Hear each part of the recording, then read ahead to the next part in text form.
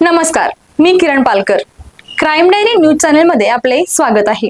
पाहूयात आजच्या ताज्या बातम्या. कोल्हापूर जिल्ह्यातील बेकायदेशीर गर्भलिंग निदान प्रकरणावर करवीर पोलिसांनी मोठी कारवाई केली आहे. या प्रकरणात एका एजंटसह दोघांना अटक करण्यात आली असून PCPNT कायद्याअंतर्गत गुन्हा दाखल करण्यात आला आहे. पोलिसांनी दिलेल्या माहितीनुसार 25 जुलै 2026 रोजी मिळालेल्या गुप्त माहितीच्या आधारे कंबा चौकातील स्टार लॉजवर छापा टाकण्यात आला. यावेळी रत्नागिरी जिल्ह्यातील 7 महिन्यांच्या गर्भवती महिलेला गर्भलिंग तपासणीसाठी आणण्यात आल्याचे उघड आले. तपासादरम्यान एजंट नमिता दिनकर कांबळे आणि अश्विनी गगन शिंदे हे बेकायदेशीर गर्भलिंग निदानासाठी महिलांना प्रवृत्त करत असल्याचे समोर आले.